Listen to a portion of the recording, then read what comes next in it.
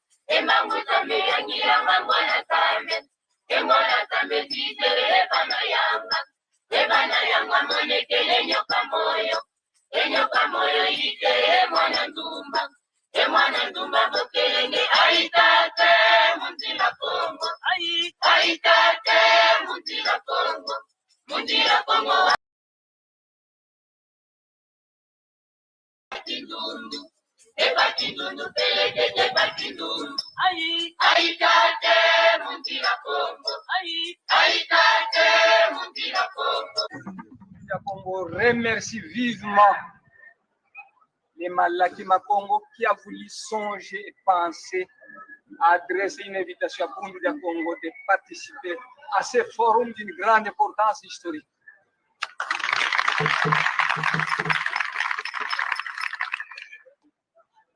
Longia Congo a dit un peuple qui perd sa langue et qui oublie sa culture ressemble à un arbre déraciné, tôt ou tard fanera.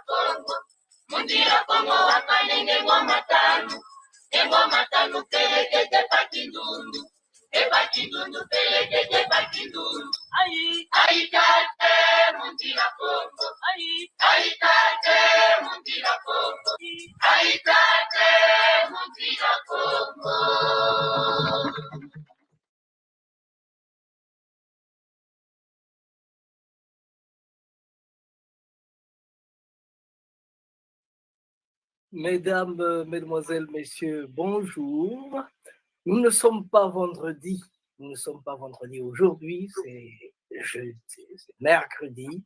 Mais étant donné que l'information que nous avons à vous transmettre aujourd'hui est tellement bonne, nous allons la retransmettre vendredi prochain. C'est pourquoi nous tenons à le faire en live, nous, c'est Malaki Makongo dans le cadre des activités de notre Malaki Afro-Congo Tivu. Nous allons recevoir un éminent chercheur,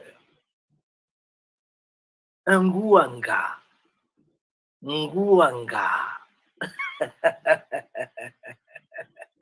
Donc, nous allons recevoir un grand monsieur, il va se présenter, et voilà. Malaki Makongo, comme vous savez, cette émission, donc La Nation Congo, cette émission, La Nation Congo, est présentée tous les vendredis par Masengo Mambongolo, votre humble serviteur.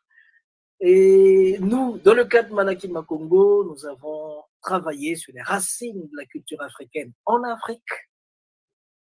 Nous avons travaillé pendant beaucoup d'années, une trentaine d'années, sur les racines de la culture Congo dans les Amériques, je dis bien dans les Amériques. Et là, on est en train de regarder de l'autre côté de l'Afrique, c'est-à-dire dans l'océan Indien, pour voir s'il y a des racines Congo dans cet espace du monde, l'océan Indien, plus précisément dans les terres mahoraises. Notre invité va nous donner beaucoup plus de précision. Donc, nous allons rechercher les traces de la culture Congo à Mayotte, dans les Comores, peut-être les Seychelles, l'île de la Réunion, et ainsi de suite. Donc, nous sommes dans la partie de l'océan Indien et, s'il vous plaît, notre invité d'honneur, il va se présenter. Salut, monsieur. Mbote. Bonsoir, monsieur Mastingo. Bonsoir à tous les auditeurs qui nous suivent en direct, ou qui nous suivront vendredi prochain. Voilà, présentez-vous parce que tout le monde veut savoir qui vous êtes. Merci de me donner cette occasion de me présenter et surtout de présenter les travaux que j'effectue au niveau de Mayotte. Alors, pour commencer, je suis M. Nzingoula Richard, né au Congo-Brazzaville, du groupe linguistique Congo, et on donnera les précisions de cela. Et sinon, j'habite dans l'océan Indien, en tout cas dans la zone de l'océan Indien depuis 2005. À la suite d'une affectation. J'ai travaillé en tant qu'enseignant et conseiller principal d'éducation dans les lycées et collèges d'Île-de-France. Depuis, j'ai eu le domicile par ici, où je suis aussi en même temps formateur et chargé de mission dans le cadre de mon travail d'enseignant. Et à côté de cette activité professionnelle, voilà, je fais de la recherche de façon indépendante. Donc, je suis un chercheur indépendant. Pour ce qui est évidemment de survivance Congo en terre mahoraises et dans la sous-région. Pourquoi, on le dira tout à l'heure, voilà un petit peu, je suis passionné par ce que je vis ici parce que la culture Congo, je suis Congo et je retrouve des substrats de la culture Congo aux Comores, notamment à Mayotte où je réside depuis une dizaine d'années. Et je veux partager cette expérience-là, ces découvertes avec les amis Congo qui sont disséminés ici et là, en Afrique, aux Amériques ou en Europe. Alors, je dirais que je suis ému. Je suis ému parce que je suis ému et je suis fier. Fier de savoir que je ne suis pas seul. Parce que depuis des années, moi, je poursuis la recherche des traces Congo partout où ils sont, en Afrique du centre, du sud, en Afrique de l'Ouest, et là, et en Amérique aussi. En Amérique aussi. Et là, nous sommes dans l'océan Indien. Dans l'océan Indien. Mais avant de passer au grand régime, avant de passer aux choses fortes, j'aimerais d'abord qu'on parle de cet homme-là qui est devant nous. Qu'on parle de cet homme qui est devant nous. Parler de cet homme, il faut commencer quelque part. Nous allons commencer par ici. On va parler de lui en commençant par là où on l'a surpris, là où on l'a trouvé. Et je ne sais pas s'il va... Voilà. Qu'est-ce que c'est que ça, monsieur? Dites-moi. Mais là, c'est moi en région parisienne, donc en plein hiver. Ça, c'est une photo qui remonte aux années 2000-2002. Voilà, j'étais encore en région parisienne, sous le froid. Et voilà. Avant que je quitte le froid pour aller à La Réunion dans un premier temps et ensuite à Mayotte. Bon, avant la Réunion, avant Mayotte, avant Paris, vous étiez au Congo. Parlez-nous de votre enfance, parlez-nous de ce que vous avez fait jusqu'à arriver à ce point-là. Oui, et tout à fait. Donc, moi, je suis né à Brazzaville, au quartier Mungali, où j'ai fait toute ma scolarité jusqu'au collège. Au collège, j'allais donc l'école primaire. J'ai fait l'école primaire à l'école primaire des Trois Martyrs. C'est à Mungali.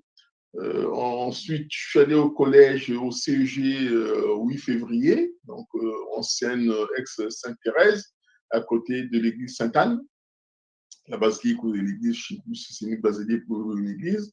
Donc, j'ai fait mon brevet là-bas. Après le brevet, j'ai intégré le lycée technique du 1er mai, où j'ai fait une série E. Donc, la série E, série mathématiques et techniques.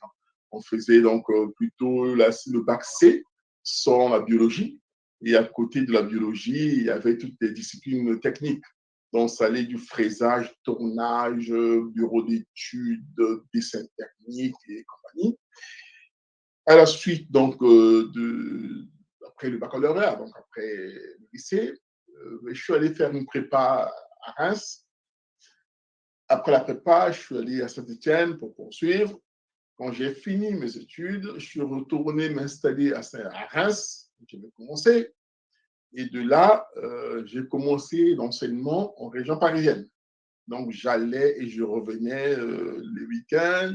J'ai fait ça pendant quasiment 1 année et demie. À la fin, c'était pesant. J'ai finalement décidé, nous avons décidé à l'époque avec ma femme, d'aller s'installer en région parisienne. Donc, c'est comme ça qu'on arrive en fait à Pierrefitte. Pierrefitte, voilà. Donc là, on est en 1994. Voilà, 14. Et on s'installe à Pierrefitte. On va y rester jusqu'en 2005. Voilà. Et après 2005, nous voilà en direction de la Réunion. Voilà, on arrive à la Réunion. Je reste 3 ans à la Réunion, donc de 2005 à 2008. Après, donc de la Réunion, j'avais déjà des échos finalement de la sous-région. Je savais que je pouvais arriver à Mayotte, qui commençait à intégrer vraiment les départements français. À l'époque, c'était une collectivité. Et donc, il y avait déjà cette mouvance-là d'intégrer la France. Et moi, je suis venu en 2008 et Mayotte est passé département en 2011. Donc, j'étais présent à Mayotte lorsqu'ils sont basculés de la collectivité vers avec le statut de département. Et cela jusqu'en 2012. Et à l'époque, on ne pouvait pas faire plus de 4 ans. C'est-à-dire qu'au bout de 4 ans, le contrat, il fallait retourner, aller ailleurs ou retourner dans son académie d'origine. Voilà comment je reviens finalement sur la Réunion pour y effectuer mon service encore pendant 3 ans. Et en 2015, Entre-temps, la loi a changé, c'est-à-dire qu'après 2015, on pouvait s'installer à vitam aeternam à Mayotte. Donc, depuis 2015, je suis et j'habite à Mayotte jusqu'à présent. Ok. Donc, voilà un petit peu mon parcours au niveau de l'océan Indien, département de l'océan Indien, département français. Ok. Qu'est-ce qu'ils ont autour du cou? C'est quoi? Alors, ça, c'est un collier qu'on met autour du cou des autres qu'on reçoit. C'est-à-dire que soit dans les manifestations, genre mariage ou toute cérémonie digne de ce nom, les autres sont couronnés comme ça. On leur donne, en fait, on leur met un collier. Et ces colliers ont différents parfums et différentes valeurs. Donc, ils n'ont pas la même valeur. La valeur, en fait, est donnée par les fleurs, parce que c'est les fleurs, là, c'est les fleurs c'est les dames qui confectionnent ces colliers. Et suivant le type de fleurs qu'elles mettent pour faire le collier, c'est pas le même prix. C'est les colliers qui sont vendus. Le prix varie entre 15 € et 30 € en moyenne. Et voilà. Donc, généralement, lorsqu'on va chercher les amis à l'aéroport, on achète ces colliers-là pour leur témoigner la bienvenue en termes maorais. Donc, c'est vraiment ici un sport national. À chaque fois qu'il y a un événement, il y a une manifestation, c'est érolé de couronne, pas de couronne, de collier. C'est vraiment faire preuve en fait de l'attention qu'on porte sur la personne qu'on reçoit, que ce soit des mariés ou des témoins de mariés. Voilà. Donc, dès qu'il y a un événement solennel, les dignitaires, ou en tout cas les invités de marque, on leur fait porter ce collier. Et quelle est la différence entre les deux? C'est ce que vous venez de dire là, finalement. Qu'est-ce qui est plus Oui, par valeureux? exemple, le collier qui est coloré là a été confectionné avec différentes fleurs. Donc, je ne sais pas si vous vous souvenez des bougainvilliers. Le violet là, c'est les fleurs de bougainvillier. Et puis les verts, c'est les fleurs d'autres arbustes. Hein. Il y a un peu de tout. Par contre, le blanc, lui, il est vraiment, c'est vraiment comment dire, le top. Le collier blanc, là, il est confectionné avec une variété de fleurs qu'on trouve ici. Et ces fleurs-là sont enivantes. Hein. C'est-à-dire que les femmes, par exemple, dans les cérémonies, ou en tout cas les femmes qui ont reçu la vraie éducation mahoraise, chaque soir, lorsqu'elles ont fait le lit, saupoudrent un petit peu tout le lit avec ces fleurs-là. Voilà. Donc, c'est la fleur, vraiment, c'est la fleur. Ici, c'est vraiment dans l'océan Indien, en tout cas aux Comores, cette fleur-là est vraiment, c'est vraiment la quintessence de la fleur. C'est vraiment le top. Et croyez-moi, lorsqu'on vous met ça au cou, vous ne sentez plus rien autour de vous. Vous êtes en fait envahi par une espèce de parfum mais naturel, mais vraiment, non, même les parfums artificiels fabriqués par les grandes maisons de marque ne peuvent pas rivaliser avec ça. C'est impossible. Je vous dis ça parce que je l'ai testé. C'est vraiment pas possible. Voilà. C'est vraiment. Vous êtes parfumé. Voilà. Vous êtes auréolé de parfum. Voilà. Et naturel. Naturel. Naturel. Naturel. Ah ben ça. Et quand on voit les sommes parfois dépensées pour acheter des flacons de parfum dans les magasins de luxe, et c'est parfum naturel là. Donc, c'est naturel. C'est les fleurs qui sont sélectionnées, mais vraiment qui vous apportent un bien-être comme pas possible. Vraiment, c'est impensable. Il faut le vivre pour le comprendre, en fait. Et quel est le type est-ce qu'il y a la présence au plan physiologique? Est-ce qu'il y a la présence Congo là-bas? Oui, il y a la présence Congo et pour cause.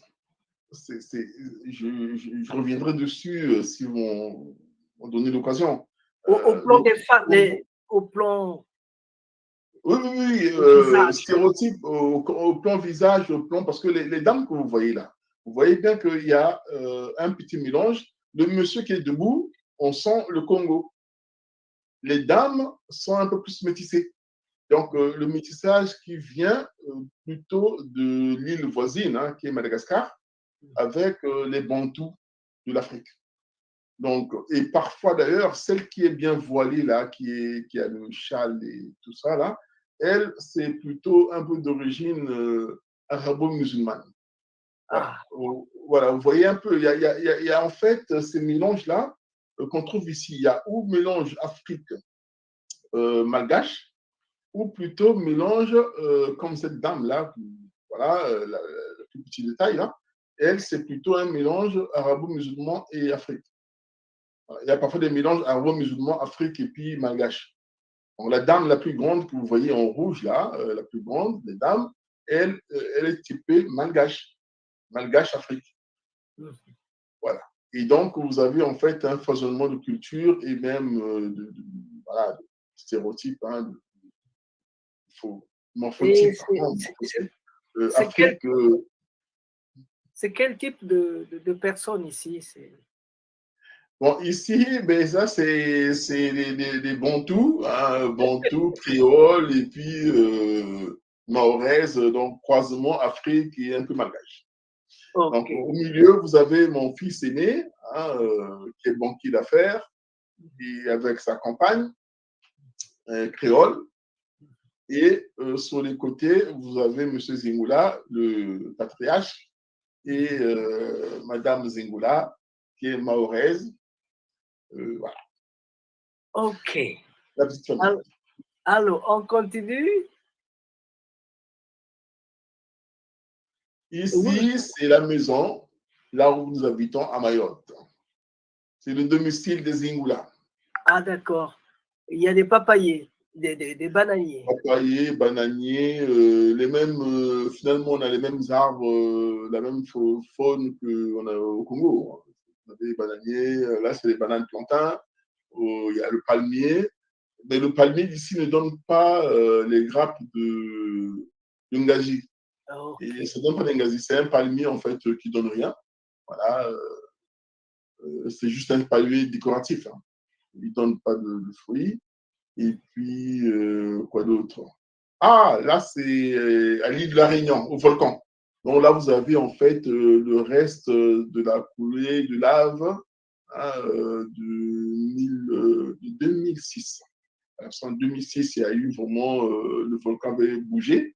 Et donc là, voilà, j'ai fait une photo pour immortaliser un peu le temps Je à l'île de la vois. Réunion. Et là? Ici, je suis en partie, oui, on entretient un petit verger et on est parti en fait labourer un peu le champ. Et il faut savoir qu'à Mayotte, tous les samedis, dimanches, tout le monde va au champ, quasiment tout le monde. Voilà, donc c'est une culture ici, quelle que soit votre fonction, vos statuts. Les samedis, dimanches, on va au champ pour cultiver, récolter, labourer, faire tous les travaux champêtres. Et Euh, d'ailleurs, moi qui suis de Brazzaville, de Mongali, Potopoto, je n'ai pas connu ça. Les amis qui étaient dans les provinces au pays avaient peut-être connu ça, mais moi, je n'avais pas cette dimension de la vie. Il fallait que je vienne à Mayotte pour me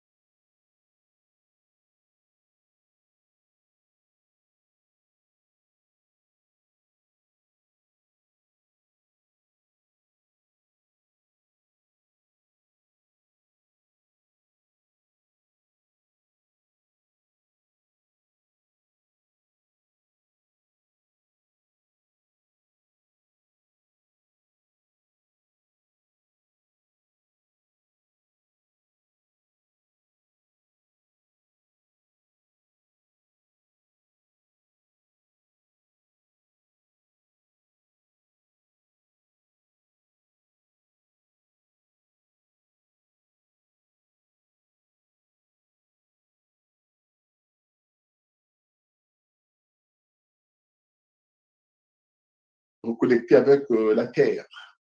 Et c'était un grand plaisir. Et jusqu'à présent, dès que j'ai l'occasion de le faire, j'hésite pas d'aller cultiver, d'aller, voilà. Donc, tout le monde ici, quasiment toutes les familles,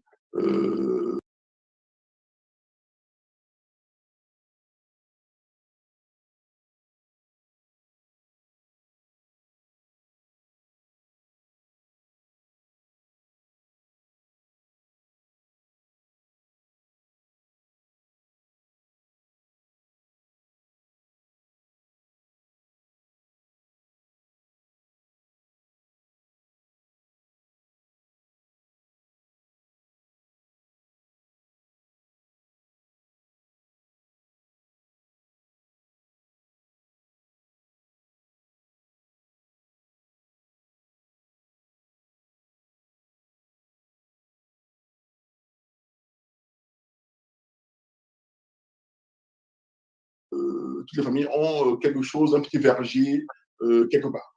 Voilà, à 10 km, 20 km, 50 km là où on habite.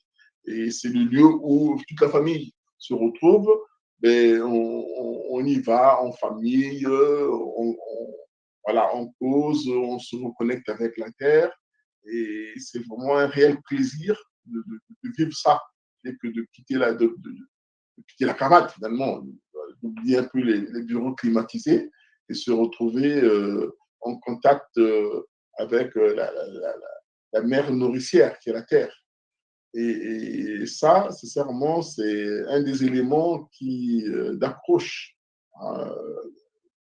de ma vie sur Mayotte.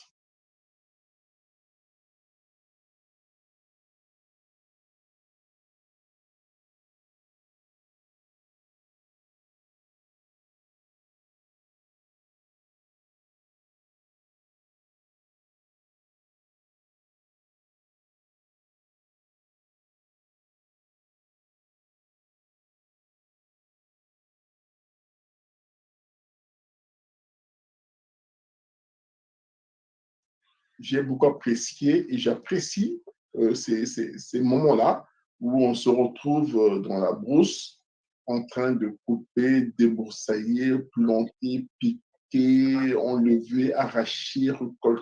Et on sort de là, voilà, en fin d'après-midi, bien sale, bien poussiéreux. Et on rentre à la maison pour retrouver la modernité. Et ces allers-retours permettent en fait d'équilibrer l'esprit Congo. Ok. Voilà, parce que in fine, la terre, on sort de la terre. Hein, voilà, on retourne dans la terre. Dans nos Donc, pays, on ne le fait plus. Ça se faisait dans les temps passés, simplement parce que dans les années 71, 72, il était interdit aux fonctionnaires d'exercer une autre activité en dehors d'aller de lundi à mais vendredi. ce qui est interdit, c'est l'activité lucrative ou juste aller faire un petit champ au village. Ben, on va faire un champ, on le fait pour produire des choses et que l'on porte au marché. Et voilà, on a perdu ces valeurs-là, on les a plus. Voilà. C'est dommage, hein? Il faut venir nous aider à les récupérer, ces valeurs. Oui, je crois que c'est ce qu'il faut faire. Ah ben oui. Alors, oh, et là, Là, c'est les sorties bateaux. Donc, il faut savoir que Mayotte, c'est un grand lagon, c'est quasiment le plus grand lagon au monde. Et une des activités touristiques à Mayotte, c'est les sorties bateaux. Et quand on fait des sorties bateaux, il y a des îlots autour de Mayotte et il y a des îlots comme ça qui sont temporels. Je m'explique. Cet îlot-là que vous voyez là, sable blanc, la journée, en tout cas, on va dire de 9h jusqu'à 17h, l'eau est partie. Et le soir, l'îlot est englouti d'eau. ah là là. Voilà, donc, parfois, on y va. Là, ce jour-là, on était parti avec des amis. On arrive avec les glacières, avec tout ce qu'il faut. On a fait un barbecue, on a fait la fête. Mais il faut savoir qu'à 17h, il n'y aura plus rien. Hein. Donc, oui, il faut avoir un timing comme pas possible. Vous préparez tout, 16h30, vous rangez tout, et le bateau vous récupère pour repartir. Si vous restez là, ben, vous allez être submergé, hein, englouti par l'eau, et puis c'est tout. Hein, c'est pas compliqué. C'est à votre risque et péril. Vous êtes obligé de faire vite et de partir. Est-ce que je peux dire que vous êtes content de votre vie, du temps que vous passez à Mayotte? Ah oui, sincèrement, oui, sans exagérer, on vit bien à Mayotte. C'est un coin paisible. En tout cas, après, qu'est-ce qu'on entend par le être bien? Le tout, c'est une connexion par rapport à ce qu'on cherche, par rapport à son vécu, par rapport à ce qu'on veut et comment on veut le faire. Moi, en ce qui me concerne, pour avoir retrouvé mes racines à Mayotte, ça m'a permis vraiment de m'accrocher à ce petit pays, ce petit territoire de la France qui est perdu dans l'océan Indien. Ok.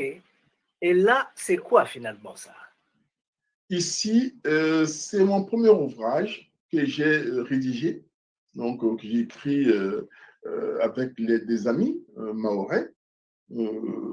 C'est mon premier séjour à Mayotte.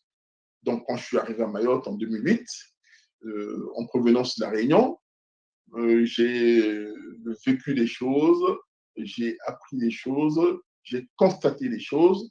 Donc, c'est ce qu'on appelle la survivance de la culture Congo en termes mahoraises. Et donc, au début, je n'étais pas motivé pour écrire tout ça.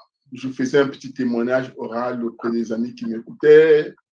Et un ami camerounais m'a dit, Richard, le constat que tu fais, tu devais faire le témoignage de ce que tu vis ici. Parce que tu m'en parles tout le temps, parce qu'à chaque fois qu'on avait un moment de libre, d'échange, tu me parlais de ce que je constatais. Et lui va me pousser à l'écriture. Il va me dire, oui, mais ce que tu me dis là, moi, je ne connais pas ta culture, mais c'est tellement fort ce que tu me dis, pourquoi tu ne fais pas un témoignage écrit? Écris-le. Je lui ai dit, non, mais attends, moi je suis technicien pur et dur, je suis pas dans l'écriture. Il dit, mais attends, mais, l'écriture appartient à qui? Appartient à l'écriture. Ça n'appartient à personne. Tu es technicien et alors? Ça t'empêche de témoigner? Dis-le. Lui, il va me pousser. Et à l'époque, on avait la chance, lui, aller souvent à la radio pour des interventions un peu en sociologie et tout ce que veut. Il va me dire, mais moi j'ai des entrées à la télé et à la radio. Donc si tu veux, tu viens avec moi, tu viens témoigner, tu dis ce que tu as à dire. Je dis, non, arrête, j'ai jamais été à la radio, moi. Qu'est-ce que tu veux que j'aille dire quoi? Moi, je suis professeur, ça me suffit comme ça. Viens avec moi, tu vas dire ce que tu me dis tout le temps. Il va insister, finalement, je le suis. J'arrive, on parle, et le hasard fait que ces émissions étaient souvent, en fait, des émissions directes. Donc, les Mahorais pouvaient intervenir pour dire un peu leurs sentiments, leurs ressentis par rapport à ce qu'on disait. Et à ma grande surprise, ce que je disais vraiment touchait le public. Les gens ont commencé à poser des questions. Mais monsieur, ce que vous dites là est vrai. Vous dites que chez vous, vous dites Ngoma, voilà, etc. etc. Et moi, je n'ai jamais vu Mayotte, je ne connais pas votre pays, je viens d'arriver. Je constate que le corpus linguistique, on a vraiment le partage de ce que vous mangez, etc., etc. Donc, je vois beaucoup de choses qui me parlent. Et donc, voilà. Ah non, d'accord. Et donc, ça fait des allers-retours. Donc, plus je parlais, plus je recevais, plus j'alimentais, et ça m'a permis de conforter, en fait, ma position d'écriture. Et finalement, le vrai déclic arrive le jour où je suis allé marcher dans mon quartier et je vais rencontrer une dame d'un âge avancé qui me demandait de l'aider à porter une charge sur la tête. Et vous savez comment on s'appelle au pays quand une maman vous demande de l'aider à porter une charge, à mettre une charge sur la tête. On dit une tuile. elle m'a sorti l'expression, le mot. Elle dit Monier, une tuile qui ça. Moi, je dis non, c'est pas possible. On ne peut pas me dire ça ici. Je me suis dit, je suis où là? Une tuile qui ça? Donc, je me suis débrouillé pour lui faire comprendre que je n'avais pas compris. Pour lui faire répéter le mot, en fait. Je lui dis, non, mais j'ai fait un hochement de tête. Je dis, non, mais madame, désolé, je n'ai rien compris. Monier, une tuile qui ça? Elle répète ça 2 fois. Et je me suis exécuté. J'ai pris donc la charge qu'elle avait, qui faisait quasiment une 50 de kilos, j'ai posé sur sa tête. Et imaginez-vous le coussinet qui était sur sa tête.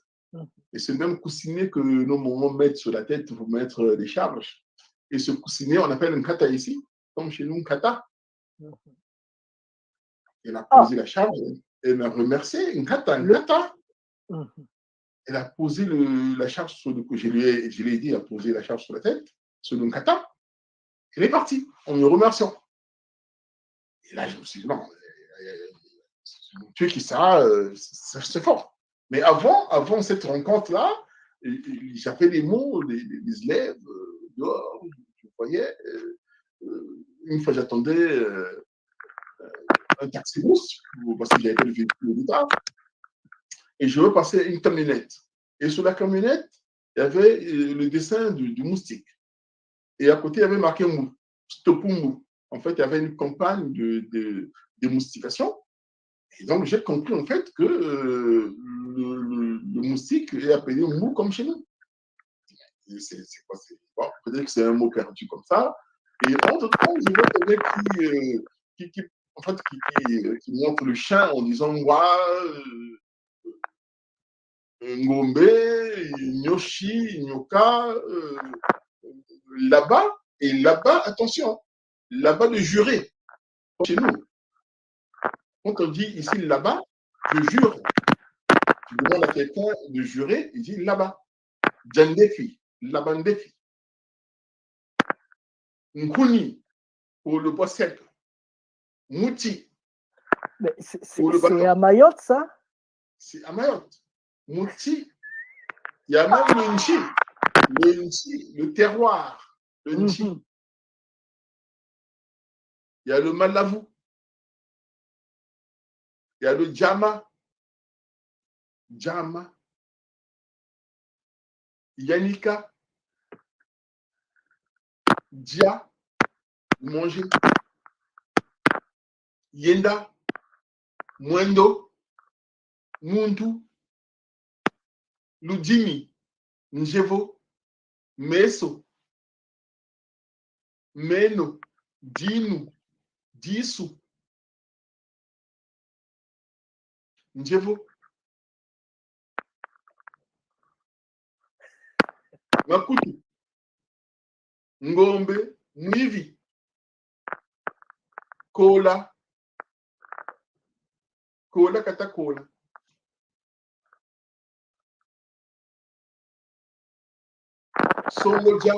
Songodia.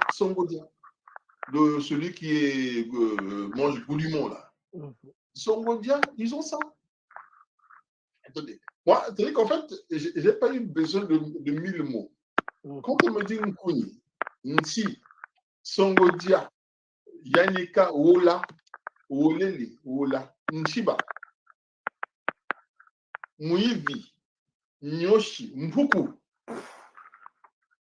Nyoka, Mvumba, Nsumsumbi,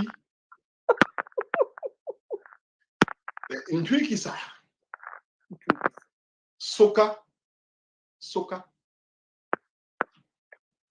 Il y a des mots que je ne peux même pas dire ici par décence. Il y a des mots du corps humain, des organes du corps humain. Ce sont les mêmes. Moko. Coco. La croûte de la plaie. Alors, figurez-vous, en 2010, il y a eu des experts qui sont venus ici, venus de Rouen, pour standardiser et stabiliser la langue. Puisque l'éducation nationale, depuis quelque temps, avait donné la possibilité à certains territoires français de faire un mix d'essayer pour faire réussir les élèves. Hein. Faire la pédagogie en langue locale. Ça se passe en Bretagne, en Alsace et même en Corse, ou dans les dom-toms. Donc, à La Réunion, par exemple, le créole, voilà, est parfois emmené dans les classes pour aider les élèves non francophones à comprendre certains concepts. Donc, les professeurs ont la possibilité d'utiliser certains mots créoles pour faire passer le message. Ça, c'est au niveau de la loi, c'est toléré, il n'y a pas de souci. Et donc, du coup, le souci qu'on a à Mayotte, c'est pas comme le créole réunionnais ou antillais qui est déjà bien travaillé. Il y a beaucoup de discussions parce qu'à Mayotte, il y a une langue allogène qui est une langue venue de Madagascar, qu'on appelle le kibushi ici, qui est parlée par les gens des populations d'origine malgache. Donc, et à côté, donc, ils sont grosso modo estimés à 20% de locuteurs. Et les 80% restants, c'est les Bantous, donc ils parlent le Shimaoré, une langue plutôt d'origine Bantou. Voilà. Et du coup, il faut trouver en fait une langue finalement parlée par tout le monde. Et donc, ces équipes-là, qui venaient de la métropole, sont venues pour travailler sur ces langues, en tout cas la langue qui sera qualifiée de langue mahoraise pour les enseignements, surtout dans les petites sections. Il se trouve que ces travaux, ils sont vraiment des grands travaux, sauf que c'est piloté par des gens qui ne comprennent aucune langue bantou. Et ça m'a un peu offusqué. Je suis allé assister à 2 jours de conférences, de ces conférences-là, pour voir un peu ce que ça retournait. Et les gens qui viennent standardiser les langues, mais aucune de ces personnes ne parle langue. Et quelque temps après, d'ailleurs, avant le colloque, je les retrouve sur une émission, un plateau d'émission radio, où je suis invité en tant que chercheur indépendant sur les langues mahoraises, Congo et compagnie. Et ils sont là en tant qu'universitaires qui viennent statuer, stabiliser, standardiser la langue mahoraise. Et donc, on se présente. Le journaliste nous demande de se présenter, on se présente en tant tour de table. Et après, commence la discussion. Et la magie fait que, en fait, c'est des émissions qui sont en direct. Donc, les Mahorais interviennent en direct. Ils disent, moi, on vous a tous écoutés, vous vous êtes présentés, mais on voit très mal que vous venez de la métropole, vous venez standardiser, travailler sur les langues, c'est bien. Vous venez travailler sur les langues que vous ne comprenez même pas, vous ne parlez pas. Et nous, on préfère le monsieur qui est à côté, là, le monsieur Zemmour, qui n'est pas chercheur reconnu et universitaire, mais qui dit des choses sensées. C'est-à-dire que je dis, mais quand je prends le dictionnaire qui faisait autorité jusqu'à présent à Mayotte, le dictionnaire écrit par, enfin, un dictionnaire, c'est un lexique, hein, qu'on a aussi appelé dictionnaire, écrit par une dame qui a travaillé ici, qui était au départ psychologue, et puis bon, elle a trouvé un élément d'accroche, elle a travaillé sur la langue. Le travail qu'elle a effectué, c'est un bon travail, hein, salué. Sauf que quand vous touchez la langue, vous touchez quand même à la vie des gens. Parce que la langue, c'est le vecteur d'une culture. Et qui dit culture dit comment les gens se disent bonjour, comment ils s'organisent dans la vie, comment ils s'enterrent, comment. Et ça, quand vous touchez à ça, c'est très sensible. Hein. On le voit aujourd'hui avec ce qui se passe en Ukraine. Cette guerre-là, même s'il y a l'économie au-dessus, mais on surdine, il y a beaucoup de choses cachées, y compris la langue. On a tous entendu à la télé les commentateurs dire que les Ukrainiens voulaient bannir les russophones. Ils ne voulaient pas que les gens d'origine russe parlent russe en terre ukrainienne. Donc, ça fait partie des tensions. Et donc, finalement, ces gens-là qui viennent venir travailler sur les langues, et sans avoir les tenants et aboutissants ni de l'histoire, ni de la culture des gens, parce que d'ailleurs, parler de langue, ça n'a plus de sens. Aujourd'hui, toutes les recherches en linguistique ont montré que c'est le lien langue-culture. On parle plus de langue maintenant. On dit langue-culture. Parce qu'on ne peut pas détacher la langue de la culture. Ça n'a pas de sens. Quand vous prenez un comique français du genre le devin Coluche, vous l'amenez en Afrique, mais il fait un rire personne. Et pourtant, c'est un bon comique. Moi, je me souviens, quand je suis arrivé en Europe, avec les amis à la fac, ils rigolaient beaucoup sur Coluche. Et moi, je pensais qu'ils disaient vrai, qu'ils ne faisaient pas semblant. Ses amis là me disaient, ah, mais il est marrant ce monsieur-là, il nous fait rire. Et moi, j'avais beau chercher dans ce Coluche-là, je ne trouvais rien de marrant.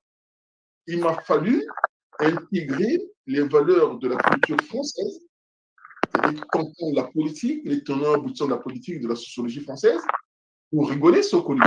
Ouais.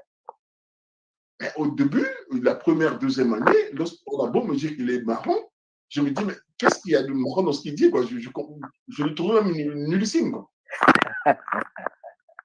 Mais voilà, donc on en a, ça c'est vraiment l'illustration de quand on n'est pas dans la longue culture des gens, on ne peut pas comprendre ni interpréter les choses. Sinon, on fait une interprétation saupoudrée et qui est dénuée de sens.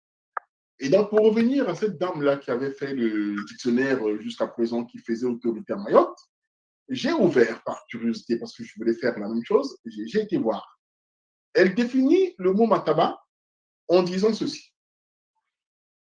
Mataba, plat fait à base de feuilles de manioc pilées. Il se trouve qu'à Mayotte, évidemment, le sakasaka, on l'appelle mataba. Et moi, lors de ces émissions-là, je dis, vous ne mangez pas le mataba, vous mangez le sakasaka. Et j'ai dit pourquoi. Parce que nous, on a ce même plat au pays. Des fois, on l'appelle mataba, des fois, on l'appelle sakasaka. Et je me souviens que lorsque maman était pressée, elle n'avait pas le temps de bien piler les feuilles de manioc. Et les feuilles se présentaient un peu en lambeaux comme ça, là, pas bien pilées. Et elle nous préparait le mataba. Par contre, le samedi, dimanche, quand elle avait le temps, elle recevait ses petites sœurs, elle prenait tout le temps de bien piler. Là, on mangeait le sakasaka ou le ntoba. Donc, j'ai dit que quand je vois dans un dictionnaire, on me définit le mataba comme un plat fait à base de feuilles de manioc pilées, ce n'est pas la faute de la personne. Parce que la personne a fait quoi? Évidemment, elle a été voir les informateurs dans les villages. Elle dit, monsieur, madame, ça c'est quoi? Ah, ben, c'est le mataba. Alors, vous faites quoi, comment? Elle écrit. On écrit comme ça, sans comprendre. Et donc, je suis allé plus loin pour dire que d'ailleurs, le mataba, c'est un adjectif qualificatif, mais qui est un mot générique à la fin. Parce que ça peut s'appliquer et aux vêtements, parce que lorsqu'on va chercher les friperies, d'ailleurs au Congo, en tout cas dans la zone Congo, lorsqu'on dit mataba, les vêtements sont parfois qualifiés de mataba, surtout les friperies. Quand vous allez au marché chercher les friperies, on ne parle pas de vêtements, on parle de mataba. Lorsque les vêtements ne sont pas lavés, sont froissés, on parle de mataba. Donc le mot mataba est utilisé quasiment à toutes les sauces où il y a vraiment tout ce qui est froissé finalement s'appelle mataba. Et ça rejoint d'ailleurs le concept de la feuille de manioc qui n'est pas bien pilée, puisque ça se présente en mataba en lambeaux. Quand je donne ce genre d'explication aux Mahorais, ils suivent. Parce que moi, je vis le mataba, je mange le mataba. Je ne l'ai pas lu dans un livre, ce n'est pas de la recherche littéraire, c'est du vécu. Et donc, on parle vrai, on ne peut pas tromper la science ni la littérature d'ailleurs. C'est-à-dire que où vous vivez l'affaire, vous ne la vivez pas. Et donc, je donnais ce genre d'explication en m'appuyant sur vraiment du concret, du vécu. Et finalement, les dires trouvaient preneur. C'est-à-dire que les Mahorais étaient contents de m'entendre souvent à la radio. Et d'ailleurs, les journalistes avaient compris en fait cette petite valeur ajoutée que j'apportais à leur connaissance. Si bien que quand le livre est sorti en 2012, publié aux éditions Publibook, ça a été vraiment un succès au niveau de Mayotte. Le succès était tellement grand que j'ai été invité dans beaucoup d'établissements scolaires, collèges comme lycées, pour faire des interventions, échanger avec les élèves. J'ai même été aux Comores pour faire des conférences à l'université, faire des émissions radio-télé. Et pour revenir à Mayotte, comme on disait tout à l'heure, force est de constater que la langue, c'est le ciment d'une culture. Il est difficile de s'approprier une seconde langue, en l'occurrence le français, pour Mayotte, même dans les DOM, si la première, la langue maternelle, n'est pas acquise, n'est pas assimilée. Donc, c'est bien ces allers-retours-là. En fait, il faut s'asseoir sur du ciment, qui est la langue maternelle, donc la langue culture de l'élève, de l'apprenant, comprendre ses tenants et aboutissants pour emmener l'élève vers l'excellence en français. Parce que moi, je pense que si vous êtes flottant dans votre culture de base, vous ne pouvez pas l'être, vous ne pouvez pas être stable, avoir les pieds sur terre lorsque vous embrassez une seconde culture. Donc, la mission ou les missions que nous donnons en tant qu'enseignants responsables, c'est de faire comprendre conscience, en tout cas aux élèves, que c'est bien de bien s'approprier, enfin, il est correct et normal de d'abord s'approprier sa langue culture avant d'aller comprendre ou intégrer la langue culture qui vient d'ailleurs. En tout cas, le plaisir est grand, et ça me réconforte parce que j'ai eu les mêmes émotions dans certains pays en Amérique du Sud. Alors, comment pensez-vous, comment les Congos sont-ils arrivés dans ces zones-là, Mayotte, Comores et ailleurs? Donc, dans mes travaux de recherche, j'avais pu identifier en fait trois vecteurs. Deux vecteurs pour l'arrivée physique du Congo et un vecteur sur l'arrivée du Kikongo. Donc, le point vecteur, c'est l'expansion arabo-musulmane aux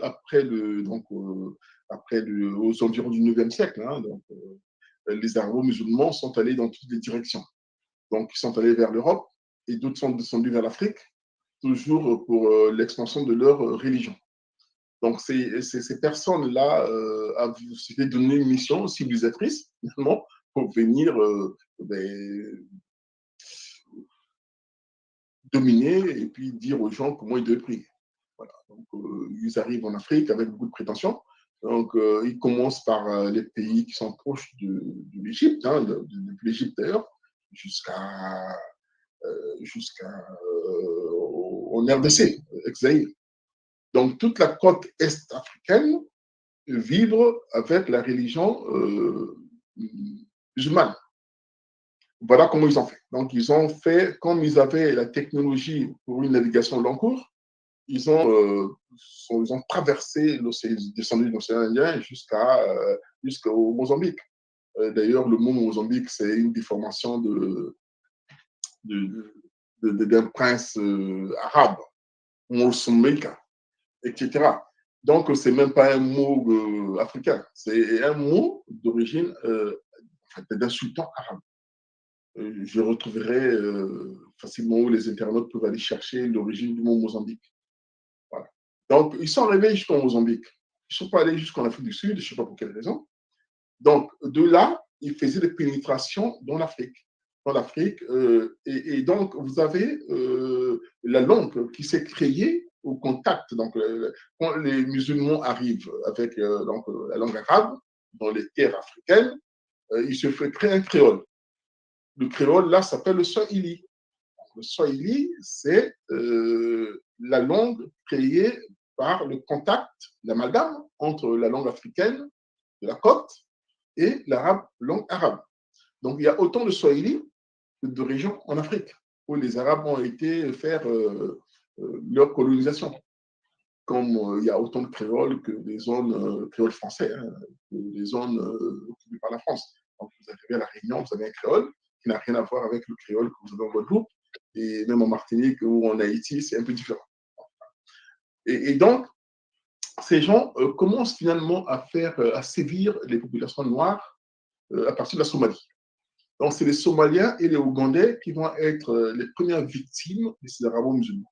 Il faut rappeler d'ailleurs que l'expression Moussenji qui existe ici, hein, vous venez aux Comores, ils connaissent le mot Moussenji. On a chez nous. Et au départ, le mot Moussenji, quand j'étais au Congo, on pensait que c'était une déformation du mot singe. On croyait que c'est le mot utilisé par les colons pour dire que vous êtes proche des singes et tout ça. En fait, ça n'a rien à voir. Le Senji dont on parle là, c'est des gens qui sont originaires donc, de la région ougandaise en montant jusqu'au Kenya, en tout cas la ceinture Ouganda, Kampala, jusqu'à quasiment en Somalie. À l'époque, il n'y avait pas ces pays-là, puisque ces pays sont nés après la conférence de Berlin. Donc, c'était des régions. Donc, ces peuples-là, les S, donc le Senji, ça s'écrit S-E-N-J. On prononce Senji. Senji. Senji. Et donc, ces peuples vont être les premières victimes des arabo-musulmans. Ils vont les prendre, les arabo-musulmans vont prendre ces gens-là pour les faire travailler dans toutes les concessions qu'ils avaient en Afrique, y compris à Zanzibar.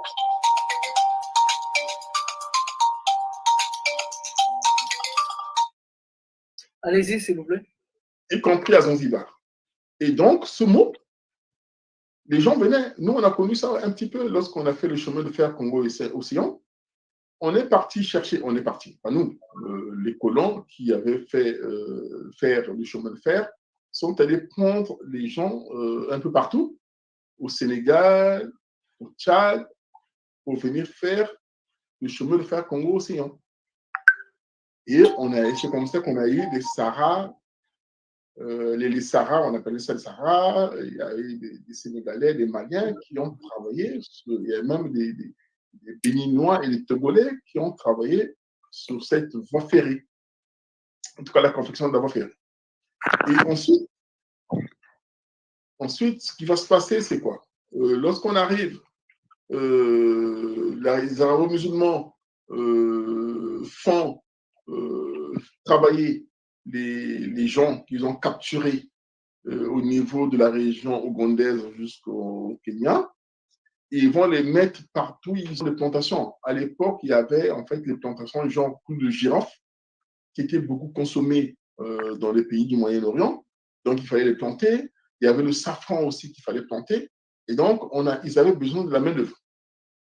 Et comme les Africains de la terre ferme étaient très résistants, ils allaient d'abord chercher, avant que ceux-là deviennent aussi des captifs, hein, ce sont les CNJ là qui vont travailler sur les concessions de ces Arabes. Et tour à tour, les Africains des terres vont devenir aussi à leur tour finalement des esclaves déportés dans l'océan Indien et surtout en Arabie Saoudite et puis en Irak. Vous savez qu'en 91-12, lorsque la guerre d'Irak a éclaté, j'avais des amis à Paris qui me disaient, mais il y a des gens d'origine syrienne et compagnie qui me disaient, mais Richard, c'est bizarre. À la télévision, on ne voit pas d'arabe. On ne voit pas de noir, pardon. En Irak, là-bas. Mais pourquoi tu me dis ça? Je dis, mais il y a des quartiers à Bagdad de noirs africains. Il y a des quartiers entiers. On ne les a jamais vus. Ils sont des parias. C'est des gens, en fait, qu'on a parqués dans des zones comme ça, bannies, hein, de banlieues, qu'on ne voit pas. Et ça existe. Vous allez en Arabie Saoudite, encore, on les voit un petit peu quand on montre les villes d'Arabie Saoudite, vous voyez les gens, population d'origine noire. En Syrie, ils existent. En Irak, ils existent. On ne les voit jamais. Ils sont vraiment bannis. Et donc, c'est à cette période-là que les sultans ayant besoin de main-d'œuvre gratuite et servile vont faire la commande aux navigateurs pour leur amener en fait des esclaves. Et à un certain moment, les Africains commencent à s'organiser pour faire face à ces agresseurs-là, qu'ils vont créer des viviers d'esclaves dans Mayotte. Donc Mayotte fut un vivier d'esclaves. C'est-à-dire que les Africains étaient emmenés ici, ils faisaient des enfants, et dès que l'enfant avait un peu de muscle, il était en âge de travailler, donc on va dire aux environs 12, 13, 14, on le prenait, on l'amenait. Dès qu'il, oui, c'est ça, il partait. Et ça, je l'ai lu dans un ouvrage d'un historien malgache qui a travaillé sur cette question-là, que Mayotte fit un vivier d'esclaves. Et d'ailleurs, ce n'est pas étonnant parce que quand je suis arrivé à Mayotte, par exemple, j'avais constaté quelque chose qui m'a beaucoup marqué. Il y a les femmes d'ici, qui sont bantoues à la base, sont très détachées de leurs enfants. Et ils n'ont pas ce côté qu'on a, nous, en tout cas en Afrique, où la maman vraiment tient mordicus à l'enfant. Ici, il y a un détachement tel que la maman peut facilement se détacher de son enfant. Et l'historien explique ce phénomène par rapport à cela. C'est-à-dire que les gens, les mamans ont vu les enfants partir très souvent et donc ils se sont donnés en fait, comment dire, un modus operandi. Hein. Ils se sont dit, finalement, comme on prend tout le temps nos enfants, mais finalement, il faut se résoudre à les voir partir. Si bien qu'il y a un détachement. Et ça, c'est, j'avais parlé avec une sociologue, une assistante sociale, pardon, qui m'avait confirmé cela. Elle m'a dit, mais je ne comprends pas à Mayotte comment les gens, ou pas seulement Mayotte, même au Comores, les gens sont très détachés. Les femmes, par exemple, quand on va en Afrique, comment la maman porte l'enfant, garde l'enfant, la maman est la protectrice de l'enfant. Ici, force est de constater qu'il y a un détachement qui est quand même, qui peut vraiment étonner le Bantou Congo que nous sommes. Alors, que veut dire le mot Mayotte? Quelle est l'origine du mot Mayotte? Mayotte, Mayotte, ça vient du mot arabe Maouti. Donc, c'est par déformation qu'on est arrivé au mot Mayotte. À la base, quand les boutres des arabo-musulmans arrivaient à Mayotte, se fracassaient sur la barrière de corail. Il faut savoir que Mayotte est ceinturée par une barrière de corail. Et cette barrière de corail, suivant les marées hautes ou basses, cause beaucoup de dégâts aux bateaux. Jusqu'à présent, quand les bateaux rentrent, les gros bateaux viennent à Mayotte, ils ne passent pas n'importe où. Il y a des lieux par lesquels ils passent. Et donc, les boutres d'Arabes qui venaient échouer tout le temps, s'échouer sur la barrière de corail, et à l'époque, vous pouvez imaginer, il y a 5-10 siècles, ils avaient pensé que c'était une malédiction divine. Donc, ils avaient baptisé l'île de Mayotte l'île de la mort, Maouti, qui a donné Mayotte à la suite. Voilà comment le mot Mayotte est arrivé dans le corpus linguistique français. Et les Congos qui sont arrivés dans ces zones-là, ont-ils baptisé certaines de ces terres le mot Congo? Oui. Parce que partout où il y a de Congo, vous trouverez toujours le fait que il y a une terre qui s'appelle Congo, partout. Au moins, oui. Là où j'ai été. Ouais. En effet. Donc, d'ailleurs, les historiens vous le disent. Quand vous allez quelque part, vous commencez par demander les noms des lieux et vous allez vite comprendre quels sont ces peuples-là qui ont habité et colonisé ces lieux. Donc ici, par exemple à Mayotte, il y a une localité qu'on appelle Kungu. En fait, d'après un historien de la place, qui est un ami, ex-maire de la même localité, il me disait que sur les cartes géographiques de Mayotte, jusque dans les années 50, cette localité portait le nom de Congo. Donc, c'est par pure magie ou un tour de passe-passe que ce Congo est passé en Kungu. Mais c'est Congo, de toute façon, je ne vois pas trop bien la différence. Donc, voilà. Et je disais tout à l'heure que j'avais identifié dans le cadre de mes recherches 2 vecteurs qui ont mené les Congos ici. Donc, le premier vecteur, c'est les arabo-musulmans qui sont allés jusqu'à Kinshasa, en RDC. C'est pour ça qu'on parle Swahili du côté Kivu. Donc, le swahili, je répète, c'est l'amalgame entre la langue arabe et la langue africaine. Donc voilà, et ces gens-là sont arrivés jusqu'au Congo, jusqu'à chez nous. Mais on a oublié parce que c'est tellement lointain. Et pour la preuve c'est qu'il y a des mots qu'ils ont laissés dans notre corpus linguistique. Quand vous dites tala, quand vous dites mananasi, quand vous dites biliki, ça vient de birika. Birika, c'est un mot arabe. Donc même jusqu'au Moyen-Âge, jusqu'au XVIIIe siècle, toutes les constructions en Europe se faisaient par mortier. Ils ne connaissaient pas la technique des briques. Cette technique-là, cette technologie, c'est vraiment l'apport des arabo-musulmans en Europe et en Afrique aussi. Chétoine, qui a donné le mot Satan, c'est un mot arabe. Donc, Satana, ce n'est pas français, hein, ça vient de l'Arabie arabe. Et Mananas, nous, on n'avait pas la technologie. Donc, vous avez vu tout à l'heure comment on se parfume ici. C'est avec les fleurs. Donc, Mais la spiritualité, est-ce que la spiritualité Congo est-elle présente à Mayotte? Bien évidemment. Ici, le Nganga s'appelle Nganga. Le Nganga, donc le tradit praticien, je ne sais pas comment on peut appeler ça, le Mikuri, tout ça. Il y a des Mikuri ici, il y a des tradis praticiens, il y a les Nganga, il y a Fundi Anyora, Fundi associé, les gens qui savent les astres, l'avenir. Tout ce qu'on a au pays, ça existe ici. Il n'y a pas de souci. Donc, il y a un syncrétisme, comme nous, on l'a vécu, on le vit au Congo. C'est qu'il y a la religion chrétienne qui est arrivée, et puis finalement, avec nos pratiques religieuses, ça a fusionné, ça fait un syncrétisme. Chez eux, ici, ce n'est pas avec la chrétienté, c'est avec l'islam. Mais en dessous, c'est comme chez nous, on va à l'église. In fine, les parents ne sont pas des vrais chrétiens convaincus. Ils font ça un peu parce que le colon est passé par là. La vraie vibration spirituelle au Congo, c'est pas l'église, c'est le Munza. Voilà.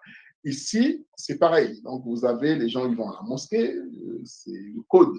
Hein, ça, c'est le protocole. Parce que du temps de la colonisation arabo-musulmane, pour recouvrir sa liberté, il fallait évidemment aller à la mosquée. Mais n'empêche que l'esprit ici, c'est la même manifestation que chez les Congos. Donc, ils ont leur Ngunza, ils ont leur manifestation spirituelle. Le Shigoma, par exemple, que vous allez passer tout à l'heure, mais à la base, c'est une manifestation culturelle. Hein. Ce n'est pas du tam-tam en danse, non. C'est-à-dire que c'est une vraie connexion avec les esprits. Voilà. Donc, ils appellent ça Shingoma, mais c'est vraiment, quand vous suivez ça bien, moi je suis allé à ces rituels-là, vous voyez que ce n'est pas la danse au sens danse moderne, c'est vraiment une connexion spirituelle avec les aïeux, avec tout ce qu'on veut, avec la nature. Donc, vous retrouvez ça au Congo, hein, dans la culture du Congo. Nous, de notre émission. Alors, avant de vous présenter quelques pas de Chingoma, est-ce que vous pouvez nous dire 2 mots sur le livre qui venait de paraître, votre livre? Oui, merci. Ça, c'est le lexique de l'anthroponyme Congo, c'est-à-dire que dans ce lexique-là, que j'ai travaillé avec mon éditeur, M. Mawawa Makissé, qui m'a beaucoup aidé d'ailleurs, que je salue au passage, j'ai voulu rendre compte de la richesse de nos noms. Vous savez qu'actuellement, il y a le débat, hein, il y a un débat en France, initié par certaines personnes, parfois mal intentionnées, qui demandent que quand vous êtes en France, au nom de l'intégration, même pas l'intégration, de l'assimilation, il faut porter des noms franco-français. Voilà, au motif que si vous portez vos origines africaines, vous ne serez pas assimilé ni intégré. Et donc, ça arrive en fait à prénommer parce que finalement, je donne dans ce livre la signification, le sens et le côté symbolique de chaque nom africain, parce que nous, au Congo, lorsqu'on s'appelle Masengo, Massamba, Mboukadia, personnellement, on sait pourquoi on s'appelle comme cela, parce que les parents nous expliquent. Mais on ne sait pas forcément pour le voisin. Et donc, je me suis donné, en fait, cette tâche de faire une compilation des noms au Congo pour que ceux qui sont sortis du Congo depuis longtemps puissent se reconnecter. Parce qu'il y a des gens, Dieu merci, qui sont arrivés tardivement parfois aux Antilles ou à La Réunion, au nom de l'engagisme, ou même du temps de l'esclavage, qui ont pu garder leur nom. Et donc, ceux-là ne savent plus trop bien pourquoi ils s'appellent tel ou tel. Là-dedans, ils pourront retrouver matière. Parce que chez nous, qu'on dit chez nous, dans la culture bantou, notamment Congo, le nom n'est pas une simple étiquette comme ça. Là. On ne vous appelle pas seulement comme ça. Non. Si vous vous appelez Mbemba, le Baki, c'est qu'il y a une histoire. Mbumba, il y a une histoire. Le Mbumba, c'est le potier. Ça veut dire que Monsieur Mbumba, vous êtes fils de potier, comme ça vous héritez du nom de ce potier. Sinon, c'est parce que vous avez beaucoup travaillé sur la poterie et que vous avez porté ce nom-là, etc., etc. Donc, on ne s'appelle pas comme ça, la qualification, non, c'est important. Moi, j'ai été à La Réunion et j'ai vu un petit peu, j'ai lu sur la littérature très, très abondante sur comment on a donné les noms aux anciens esclaves lorsqu'ils sont devenus libres.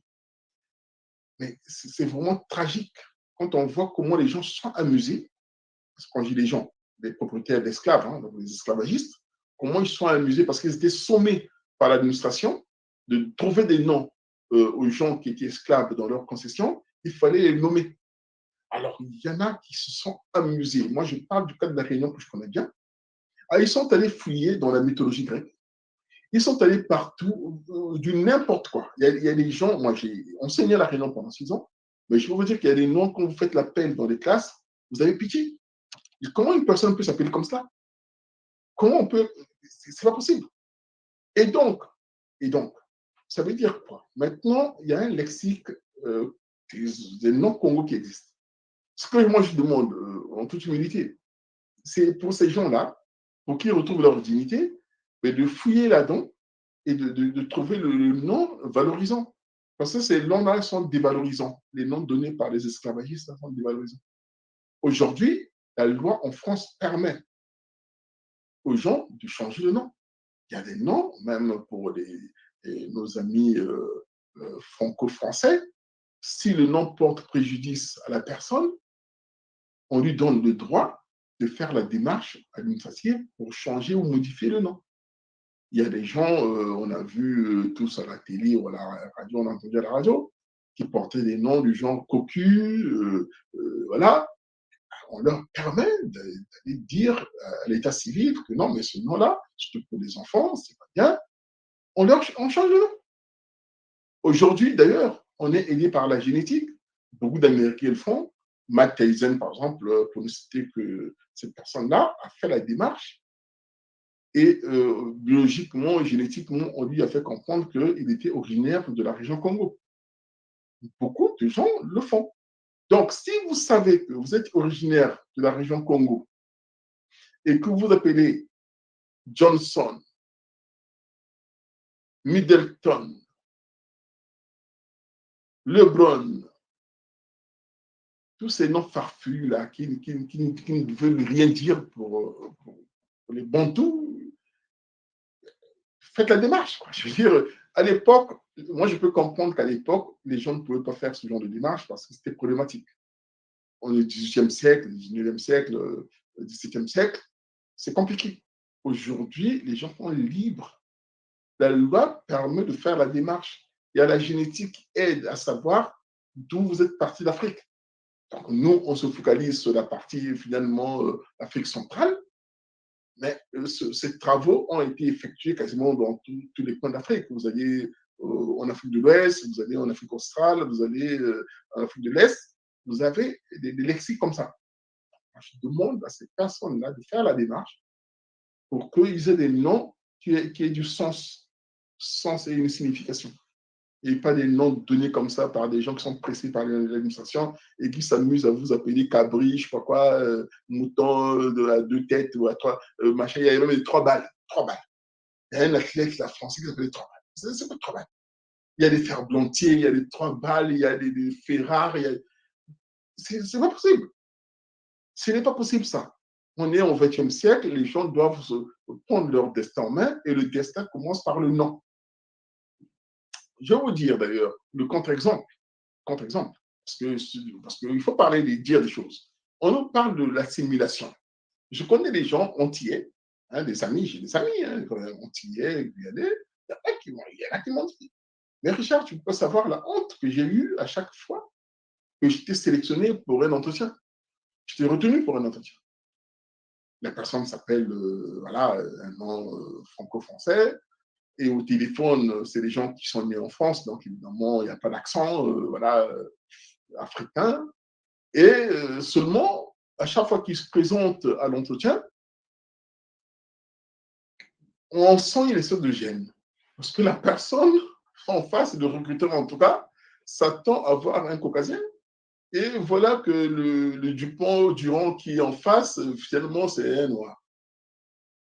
On sent, mais on ne le dit pas, c'est ce qu'on appelle la communication non verbale. La personne ne vous dit rien, mais il y a une espèce de gêne qui entoure en fait l'ambiance. Évidemment, le protocole veut que l'entretien se passe, et ça se passe. Sauf que quand vous sortez de là, vous avez tout de suite compris que vous ne serez pas retenu. Voilà. Donc, tant qu'à faire, mieux vaut envoyer un CV avec le nom Bantou. Et comme ça, si la personne a un problème avec les Bantous, ne vous fait pas déplacer pour rien. Au moins qu'il fasse la sélection avant que vous n'arriviez sur place. Comme ça, vous ne perdez pas le temps. Vous irez là où on va vous appeler avec votre nom de Konaté, Bamba, Moussa, Massengo, Bilolo, Zingola, Massamba, Nkewa. Voilà. Et donc, voilà ce qu'on peut dire sur ce lexique. Pour appuyer ce que vous dites, je travaille beaucoup dans les Antilles, je travaille beaucoup en Amérique du Sud. Il faut traduire votre livre en langue espagnole. C'est attendu d'urgence. Il y a des gens qui veulent changer leur nom. Ils disent, mais quel nom je dois prendre? Quelle est la signification de ce nom? Donc, ne soyez pas surpris si vous recevez un de ces jours une invitation de Malaki pour prendre part à un Malaki Makongo qui se passera au Brésil, en Argentine, en Équateur ou je ne sais où. Alors, nous allons écouter un peu de la musique Chingoma, le Chingoma, et après, vous allez dire votre dernier mot, s'il vous plaît. Merci. Où est-ce que nous sommes là? On a, ok.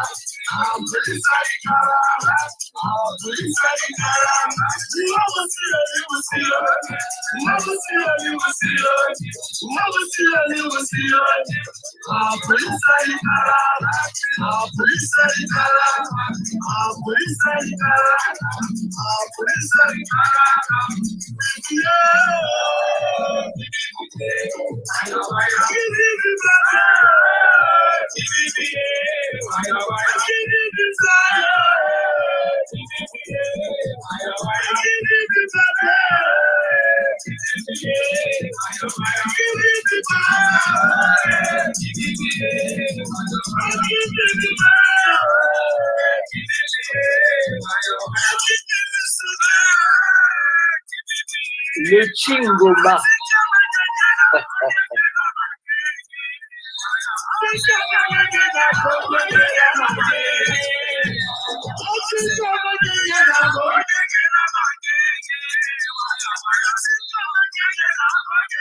Ben, c'est du Chingoma.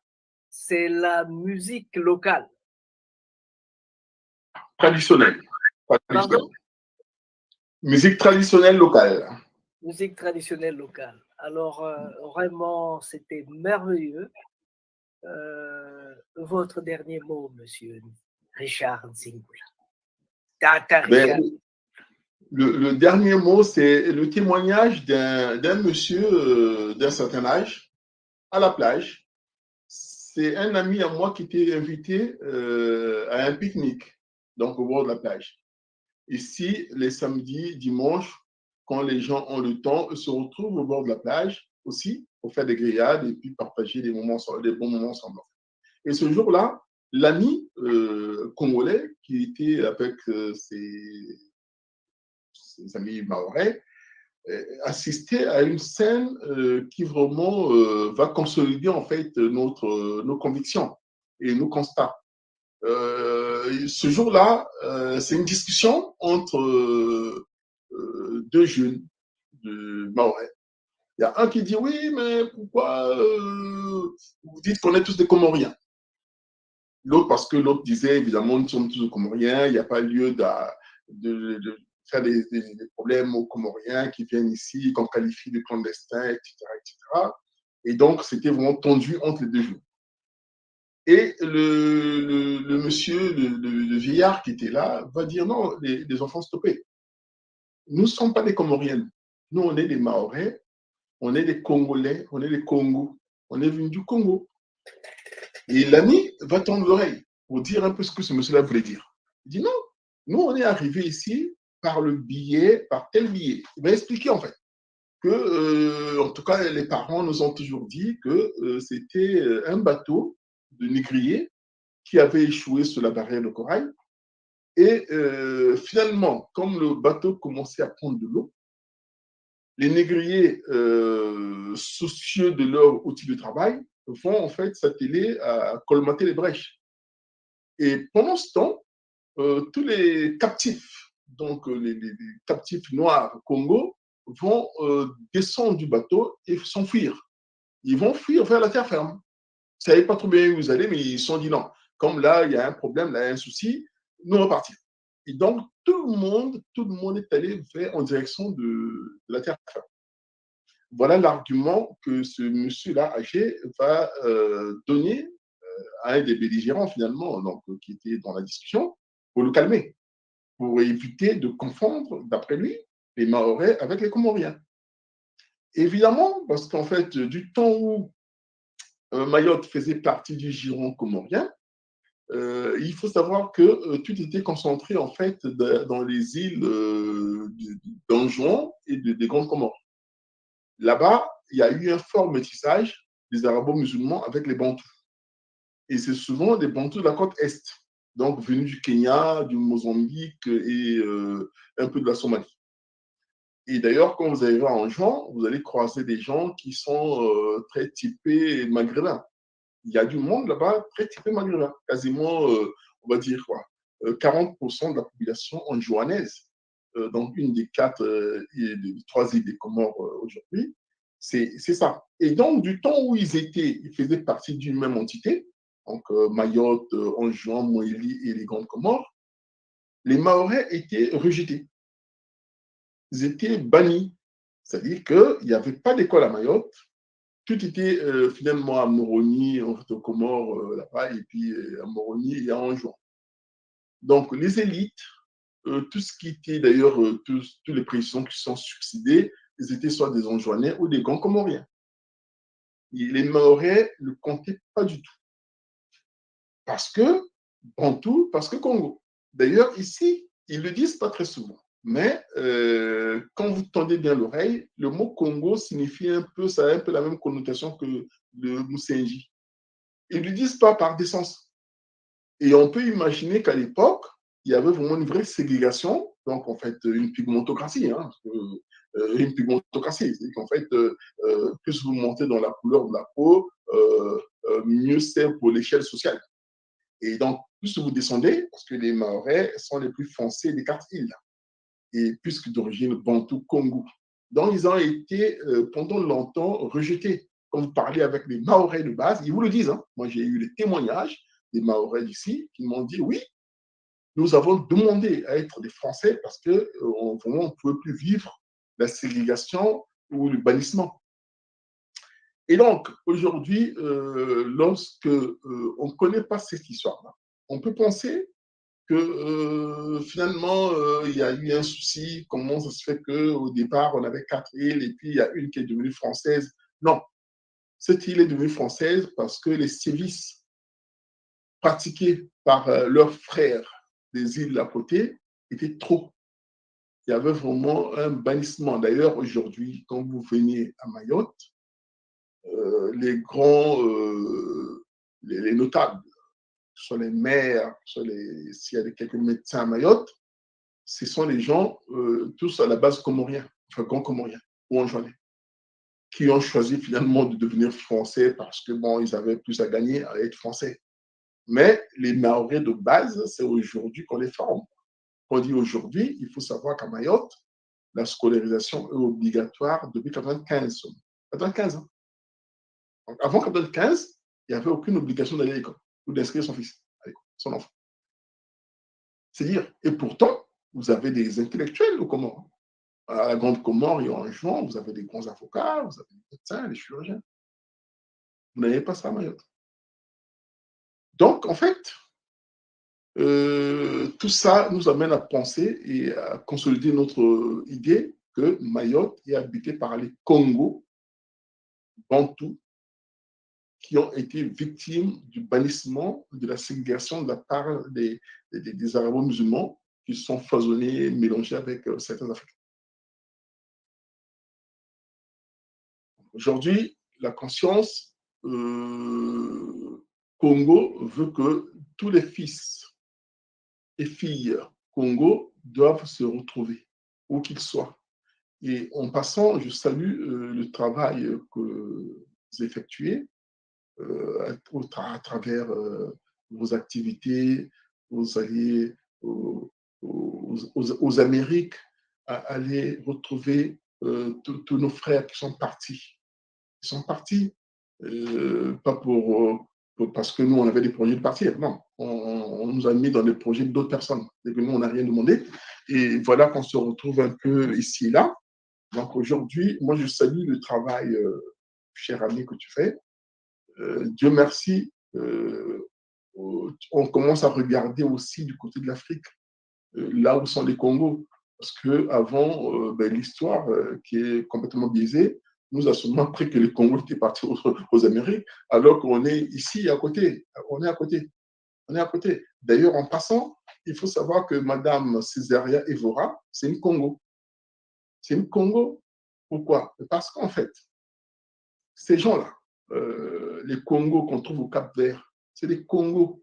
Quand les Anglais ont commencé, avaient arrêté, avaient intimé l'ordre d'arrêter l'esclavage, le trafic en fait, humain, les Portugais continuaient à faire ce trafic-là. Et donc, lorsqu'ils sont allés, les derniers bateaux qui sont allés prendre les Noirs Congo, le bassin Congo, Angola, Congo, Brazzaville, Gabon, lorsqu'ils avaient été tombés sur des patrouilles anglaises, parce que les Anglais faisaient des patrouilles, ils se précipitaient de lâcher ces Noirs-là au Cap-Vert. Donc voilà comment les Césariens Evora et beaucoup de Cap-Verdiens, en fait, on ne sait pas assez, on ne sait pas assez dit peut-être, ils sont d'origine Congo. Il y a une des chansons où Césarien Evora dit Angola, Angola, j'oublie un peu l'air de la chanson.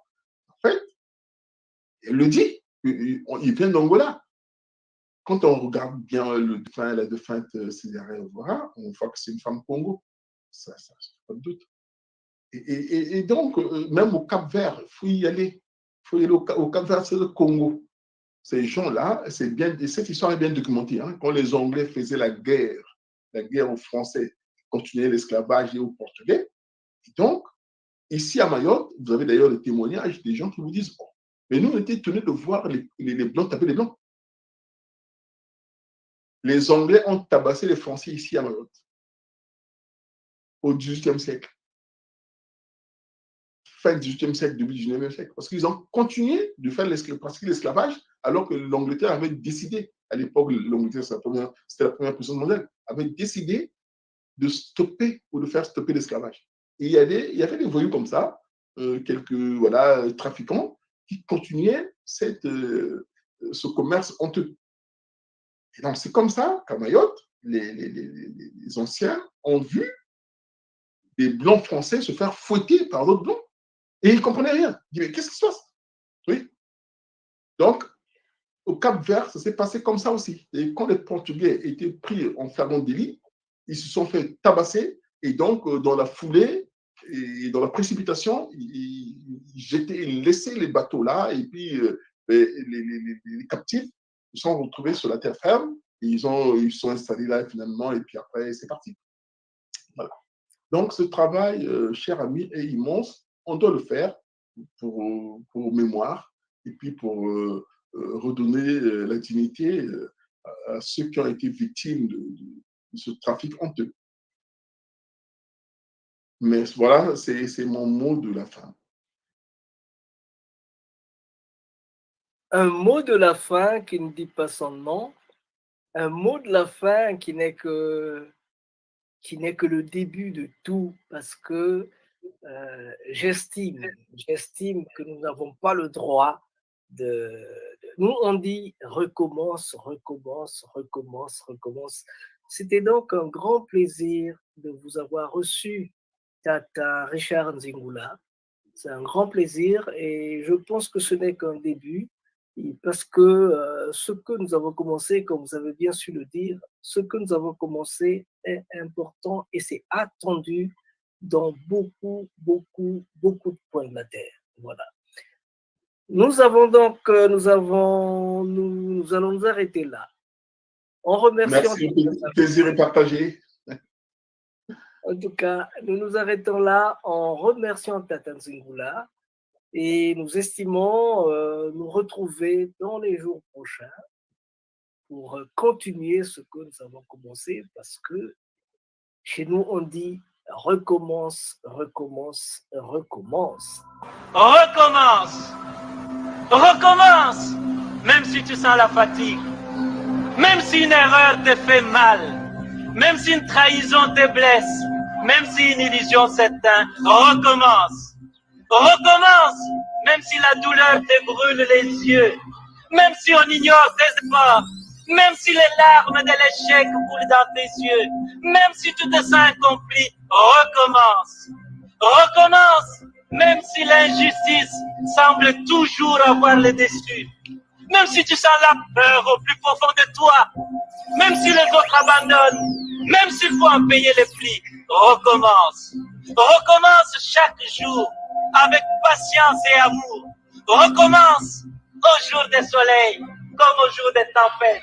Recommence avec amour et sans jamais te décourager. Recommence pour Dieu, avec Dieu, comme Dieu. Recommence pour ton peuple, avec ton peuple. Nous avons donc terminé notre émission de ce soir.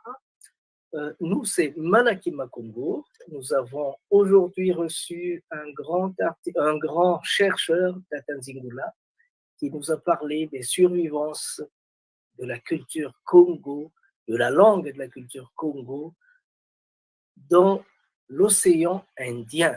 Voilà. Je disais que nous sommes Malaki Makongo. Notre émission, c'est La Nation Congo, qui normalement passe tous les vendredis. Aujourd'hui, spécialement, nous avons voulu le faire aujourd'hui de telle manière que vendredi, tout soit OK. Alors, nous avons terminé. Moi, c'est le prince de Nsundi, Masengo Babongolo. Merci beaucoup. Merci, merci, merci, merci, merci, merci, merci. À nous revoir prochainement dans le cadre des activités de Malaki Afro-Congo TV. Terminé.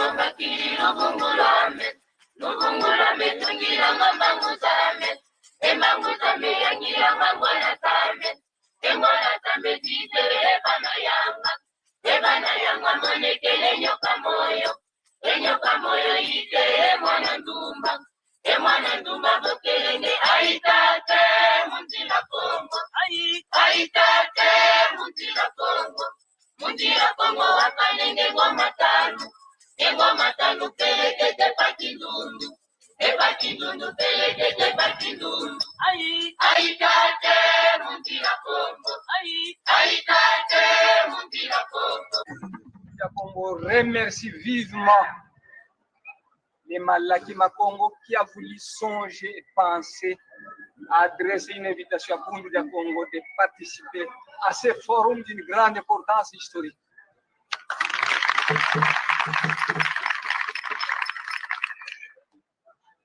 Longia Congo a dit un peuple qui perd sa langue et qui oublie sa culture ressemble à un arbre déraciné tôt ou tard fanera.